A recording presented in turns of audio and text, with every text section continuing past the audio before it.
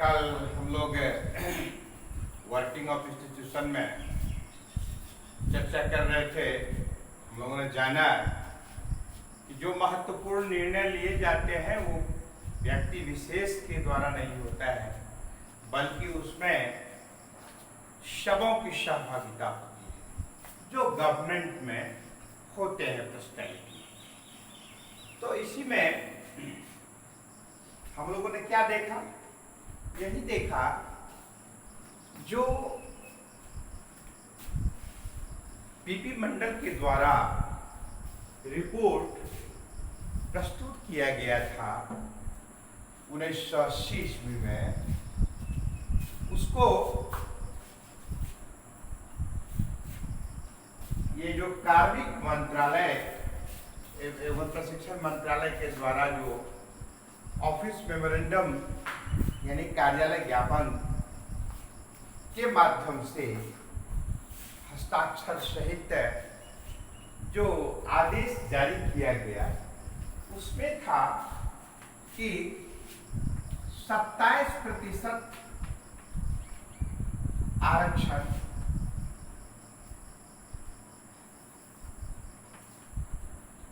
OBC के लिए, other backward classes except schedule caste and schedule tribes के लिए प्रोविजन है, उसके आगे बढ़ने के लिए, उसके उत्थान के लिए, समाज की विभिन्न धाराओं में लाने के लिए। तो मैंने पहले ही भूमिका में बताया था कुछ दिन पूर्व कि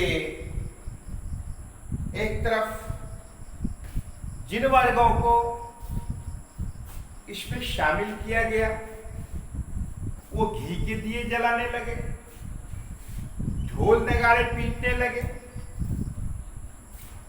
तो दूसरी ओर जिन वर्गों को इससे वंचित रखा गया, जिसे हम जनरल के रूप में जानते हैं,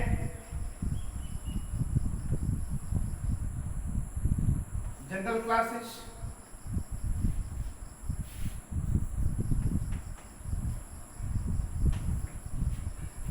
ये लोग, इन लोगों को लगा कि भाई हम लोग तो लुट गए। जनरल वर्ग को लगा कि हम लोग लुट गए, और जो ओबीसी वर्ग में आता है उन लोगों को लगा कि हम जीवन के चरमोत्कर्ष को प्राप्त कर लिए। बहुत कुछ किसी को न मिला न किसी का गया। एक तरफ ये इस ऐसे वर्ग के लोग कराहने लगे और दूसरी तरफ ये उत्साह का माहौल इस वर्ग में हो गया और धीरे धीरे ईर्ष्या उत्पन्न हो गई। धरना प्रदर्शन होने लगा, तोड़ फोड़ होने लगा। ऐसे जनरल वर्गों के द्वारा जो इस लाभ से वंचित था, तो इस वर्ग के लोगों ने सोचा कि भाई हमारे खुशी का समय है, तो इसमें ये लोग व्यवधान उत्पन्न कर रहा है, भाई पकड़ो, आक्रमण करो। नतीजा एक तरफ तोड़फोड़, एक तरफ मारकाट। ऐसी स्थिति उत्पन्न हो गई। एक बहुत बड़ा समुदाय, बहुत बड़ा वर्ग धरना प्रदर्शन, सड़क जाम, ट्रेन बंदी, हॉस्पिटल पर ताला, हर ढंग से प्रयास किया गया कि सरकारी कामों में बाधा पहुंचाया जाए, विरोध व्यक्त करने के लिए। तो दूसरा वर्ग इसके समर्थन में काफी उत्तेजित हो गए और दोनों वर्गों में हिंसक झड़प भी होने लगी, खून खराबा होने लगा। अब सरकार के समक्ष अभी काटो तो खून नहीं,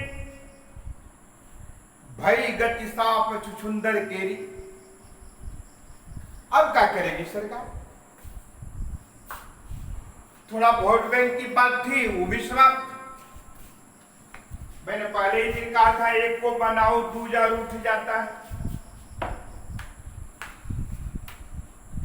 तो ये जो पॉलिटिशियंस लोग होते हैं ना, अमन चैन से देश की जनता को जीने नहीं देते। कैसे दो समुदायों के बीच में आग लगा देना और ताली बजाना, ये सामान्य पॉलिटिशियंस की ये नीति होती है। हाँ, बहुत ऐसे भी पॉलिटिशियंस होते हैं, बहुत ईमानदार होते हैं, मैं उनकी सराहना करता हूं, प्रशंसा करता हूं, नाम नहीं बताऊंगा किन्हीं का। किंतु कहते हैं कि भाई राजनीति करते हो, राजनीति करते हो, क्या मतलब? बच्चे बच्चे भी आपस में बोलते हैं, परिवार में भी सुनने को मिलता है, आस पड़ोस में भी सुनने, ये बहुत राजनीति करता है। इट मीन्स ये गड़बड़ काम कर रहा है। ये उसका नकारात्मक दृष्टिकोण हो जाता है जन सामान्य वर्गों के बीच में राजनीति शब्द से, क्योंकि राजनीति करने वाले जो राजनीतिज्ञ होते हैं, उनका विचारों का स्तर बहुत धीरे धीरे कमजोर होते जा रहा है। यही कारण है बहुत से लोगों को राजनीति शब्द से घृणा होने लगी। खैर एनीवे, हम लोग आगे देखना है। तो अब क्या होगा? इसी बीच में कई समुदाय के लोगों ने सुप्रीम कोर्ट में और हाई कोर्ट में अपील किया, मामला दायर किया कि गवर्नमेंट के द्वारा, भारत सरकार के द्वारा जो ये आदेश लिया गया 27% आरक्षण का, इसको रोका जाए, ये अवैध है, ये जन कल्याणकारी आदेश नहीं है। सरकार ने भी राहत की सांस ली, चलो भाई अब आग लगा दी है, अब सुप्रीम कोर्ट न्यायपालिका भाई जाने हमको अलग थलग रहना है, क्योंकि ऐसे समुदाय के लोग तो खुश हो गए, लेकिन हमें ज्ञात नहीं था कि इतना व्यापक प्रदर्शन और विरोध होगा और जनरल कैटेगरी के जो लोग हैं वो हमसे नाराज हो जाएंगे। हालांकि जनरल कैटेगरी को भी बहुत नाराज नहीं होना था। मामला अंततः चला गया सुप्रीम कोर्ट में। अब सुप्रीम कोर्ट के मोस्ट सीनियर जजेज 11 जजों के द्वारा संयुक्त रूप से इस पर दोनों पक्षों को, तो यानी कि अदर बैकवर्ड क्लासेस की ओर से भी फाइल हुआ सुप्रीम कोर्ट में कि गवर्नमेंट के द्वारा जो निर्णय लिया गया उसको तत्क्षण लागू होना चाहिए। तो ये जो तीनों 11 जजेस थे, सीनियर मोस्ट सुप्रीम कोर्ट के, दोनों पक्ष के, है ना, बोथ साइड्स पर गंभीर रूप से सुनवाई की, चिंतन मनन हुआ और बाद में जजमेंट दिया। सुप्रीम कोर्ट जजेस declared that this order of the government was valid. क्या मतलब हुआ? मतलब यह हुआ कि सरकार के द्वारा, यानी भारत सरकार के द्वारा, यूनियन गवर्नमेंट के द्वारा जो निर्णय लिया गया, क्या निर्णय लिया गया था? शेड्यूल कास्ट और शेड्यूल ट्राइब्स को छोड़कर, क्योंकि उनको तो ऑलरेडी रिजर्वेशन मिल ही रहा था, पहले से प्रावधान था ही। उसके अतिरिक्त मंडल कमीशन का जो रिपोर्ट प्रस्तुत किया गया, रिकमेंड किया गया था, उसको जो यूनियन गवर्नमेंट ने लागू करने का आदेश जारी की, यह वैलिड है, यानी अवैध नहीं है, यह मान्य है। फिर ऐसे समुदाय के लोगों में और भी उत्साह उमंग का माहौल हो गया कि हमने केस जीत लिया। किंतु कोर्ट ने यह भी कहा कि ऐसे समुदाय के लोग जो बैकवर्ड क्लास की श्रेणी में आते हैं और वो काफी संभ्रांत हैं, उनका आर्थिक स्तर बहुत ऊंचा है, बहुत धनी मानी है ना, इकोनॉमिकली बहुत साउंड है, तो वैसे लोगों को इस प्रकार का लाभ से वंचित रखना चाहिए। सरकार अपने मूल ऑर्डर जो है उस ऑर्डर में थोड़ा परिवर्तन करे, संशोधन करे, उसमें यह स्पष्ट करे कि जो बैकवर्ड क्लास में बहुत संभ्रांत है, धनी मानी व्यक्ति हैं, उनको इस प्रकार का लाभ नहीं मिलना चाहिए, इसमें सुधार करें। तब जाकर के उसी मंत्रालय द्वारा कार्मिक एवं प्रशिक्षण मंत्रालय की ओर से संशोधित आदेश जारी करके 1993 में संशोधन करके इस पर, इस डिस्प्यूट मैटर को क्या किया गया, विराम दिया, समाप्त किया। अब देखिए इसमें क्या था कि 1990 13 अगस्त के दिन इस प्रकार का ऑर्डर जारी किया गया भारत सरकार के द्वारा। तब से लेके 1992 तक मामला बीच में सुप्रीम कोर्ट में चला गया, हाई कोर्ट में भी गया, तोड़फोड़, प्रदर्शन, विरोध, आगजनी दोनों तरफ से होने लगा, समर्थन में भी और विरोध में भी। कुछ समुदायों का यह मानना हुआ कि यदि इस प्रकार की व्यवस्था कायम की जाती है तो क्या होगा, समाज के ऊपर इसका बुरा प्रभाव पड़ेगा, व्यक्ति व्यक्ति के बीच में आपस में टकराव होगा, समुदाय समुदाय के बीच में बेगानापन होगा, वैमनस्यता आएगी, देश की एकता एवं अखंडता पर प्रश्न चिन्ह लग जाएगा, आपस में लोग, हम सभी यानी देश की जनता बट जाएंगे। फिर जो उच्च योग्यताधारी हैं वो हतोत्साहित हो जाएंगे, कम योग्यताधारी वाले को इसका लाभ मिलेगा, न जाने क्या क्या तर्क दिए। किंतु वास्तव में सरकार का निर्णय बहुत हद तक गलत नहीं था, सही था। किंतु कोर्ट ने जो जजमेंट दिया हमारी समझ से बिल्कुल दूध का दूध और पानी का पानी कर दिया कि भैया all those backward classes, among them one person, they are highly prosperous,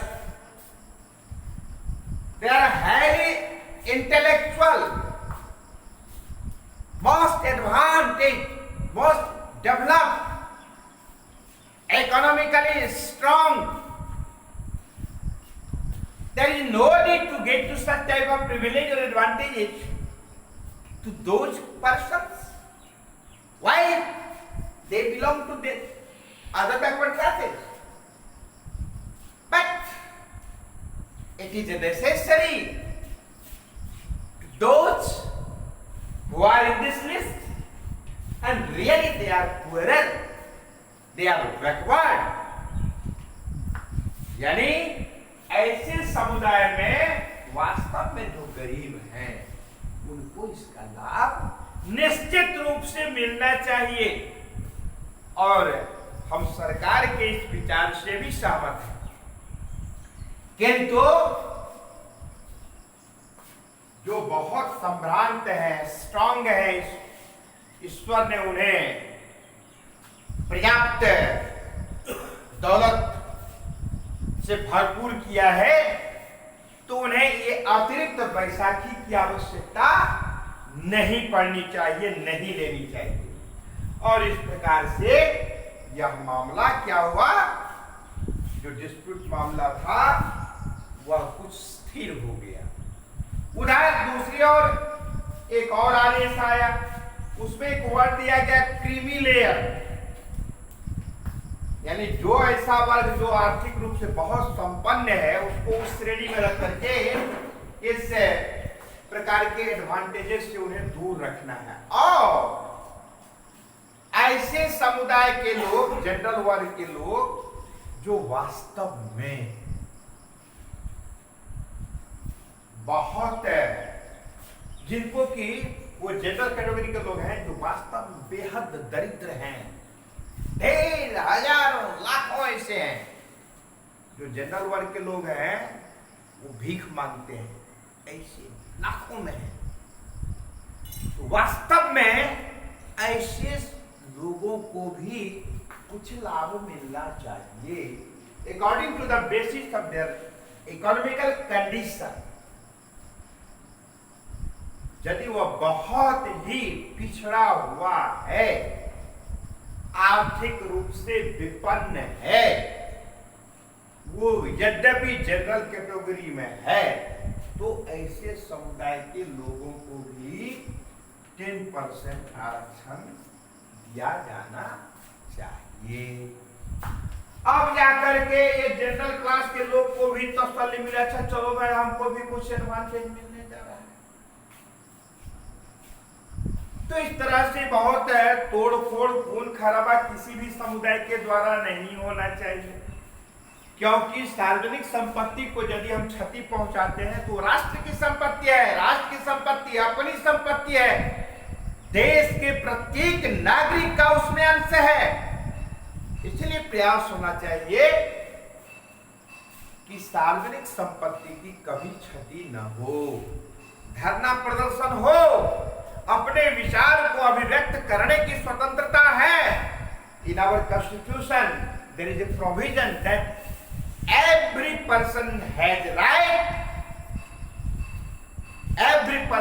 right to express to their opinion, to protest, procession and other methods also, but they always should maintain in their mind they never destroy to public property, यानी देश की संपत्ति, सार्वजनिक संपत्ति का कभी क्षति न हो, इसका प्रयास देश की तमाम जनता को करना चाहिए। इस प्रकार से आप लोगों ने देखा कि जब जब कुछ लोगों ने जिसको इंदिरा सहनी और अन्य बनाम यूनियन गवर्नमेंट की भी संज्ञा दी। अब ये इंदिरा सहनी, अन्य और बनाम यूनियन गवर्नमेंट, इस पर इसको बताने की बहुत जरूरत नहीं है, समय मिलेगा तो हम लोग डिटेल्स में बात करेंगे। तो आज की कक्षा में हम लोगों ने इतना ही जाना कि इस प्रकार से जब सरकार निर्णय लेती है और जनता के पक्ष अथवा विपक्ष में निर्णय हो, यदि असंतोष होता है तो ऐसे मामले जो डिस्प्यूट होते हैं तो इस पर अंततः निराकरण करने का कार्य न्याय देने का कार्य न्यायपालिका का है। और यहाँ पर भी हमारे माननीय सर्वोच्च न्यायालय ने इस प्रकार का जजमेंट दे करके जो खून खराबा, मार काट, हिंसक रूप धारण कर लिया था, इस पर विराम लगाकर अपना एक अद्वितीय और महत्वपूर्ण फैसला देकर प्रशंसनीय कार्य किया है। मैं माननीय न्यायालय का हृदय से, तहे दिल से सम्मान करता हूं। तो आज की कक्षा में इतना ही। धन्यवाद।